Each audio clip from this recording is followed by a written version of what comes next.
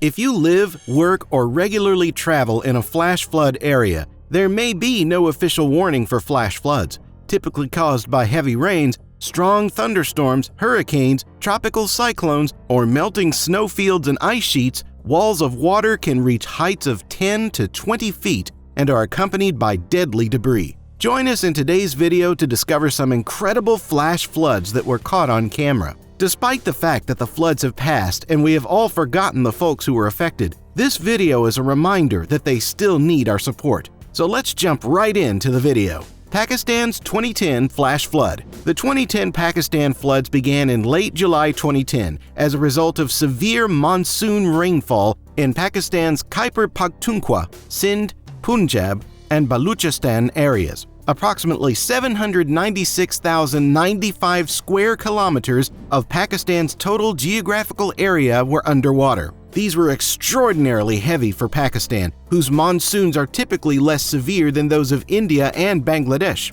However, in 2010, the rains continued for weeks, forcing rivers to rise swiftly, causing flooding of the Indus River basin, which flows through Pakistan, as the water surplus edged south and the southern regions got flooded. This goal of strain on a dam located in Singh, and when it bursts, the water poured over a wide section of the nation's signs. Although the events leading up to the floodings and the floods themselves appeared to be rather fast events, the subsequent floodwater dissipated far more slowly than it had arrived. Consequently, all types of establishments such as houses, plantations, and even entire cities remained submerged. There was nothing that could be done except wait for the water to evaporate. The sudden deluge harmed millions of people, and about 2,000 individuals were killed. Video footage of this horrifying event is plain to see why this is probably one of the deadliest flash floods in history. Russia's 2012 flash flood.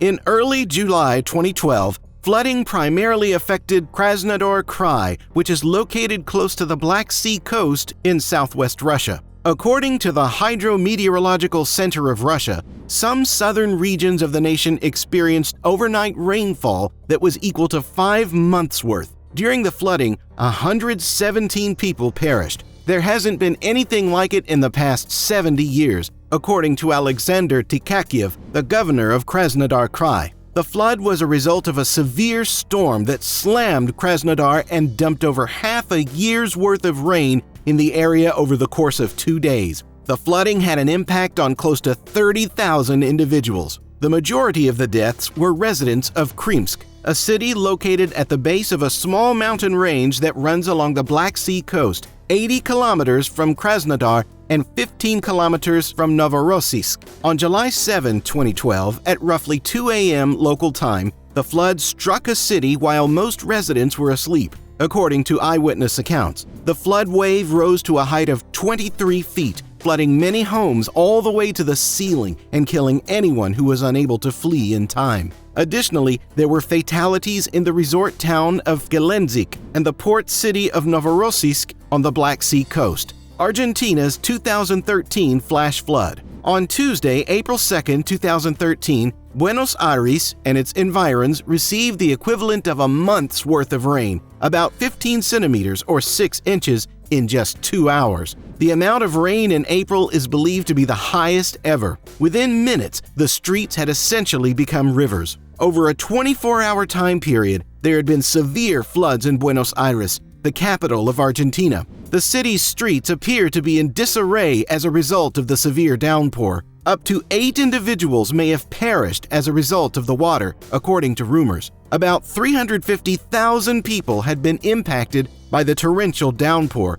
according to the city's mayor, Mauricio Marci. Many residences in the neighborhood lost power, and the subsequent storms tore down trees and harmed buildings. Numerous thousands of people in Buenos Aires awoke this morning to find themselves without power and with their neighborhood streets resembling rivers and canals. The metro system of the city was submerged. An employee of the subway system who was attempting to pump water out of a flooded station was one of the casualties. It is thought that he was electrocuted. We also know that 2 further deaths were caused by car drownings. One of the most disregarded risks associated with flooding is attempting to drive across floodwaters. According to additional reports, the city's streets were filled with parked cars in the thousands, which were swept away by the floods. From homes all around the region, many families have been evacuated. Southern United States flash flood of 2009. Fortunately, the 2009 Southern United States flash flood caused significantly less damage than earlier floods detailed in earlier events. Despite the huge floods only killing 10 people, they broke previous records in the area. For many days, the rain started to develop in Atlanta, which was exacerbated worse by moisture from the Atlantic Ocean and the Gulf of Mexico. The initial downpour was light, but as time went on, violent storms started to overwhelm the nearby watersheds. Following severe flash floods, Georgia sustained damage worth $500 million. The harm includes regions near Georgia, which had an impact all the way to Indiana. Many streams and rivers remained swollen with floodwater for several weeks. As a result of the flash flood that slammed the region, school buses were tipped over, and most of the fatalities were those who were driving. The cleanup and restoration procedure took many months. Colorado's 2013 flash flood. Some of the most dramatic and disastrous floods in state history occurred in September 2013 in Colorado's Front Range, from Fort Collins south to Colorado Springs. Rainfall began September 9 and September 16th, and the hardest hit areas was on par with or more than typical for the time of year.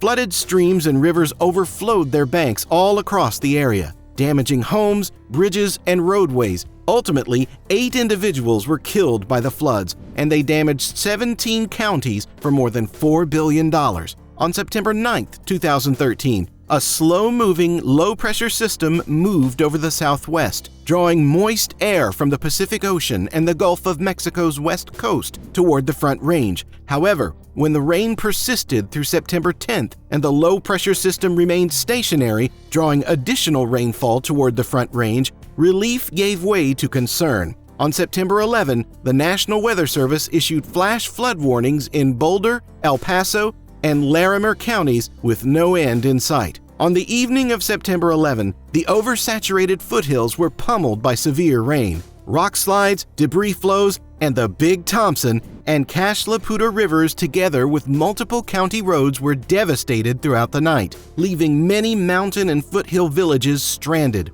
Residents of Estes Park, Fort Collins, Loveland, and Jamestown were forced to evacuate their homes through September 12. When the rain stopped short on September 13, the Army, National Guard, and private helicopters began rescuing residents stuck in mountain towns. Morgan County was ravaged by 13-foot-high flooding of the South Platte on September 14th, which normally runs about 2 feet high in September. By the time the storm passed on September 16th, the week of rain had changed natural regions and river courses all the way to the state line, demolishing approximately 2,000 houses, damaging 28,000 residences, and killing 8 people.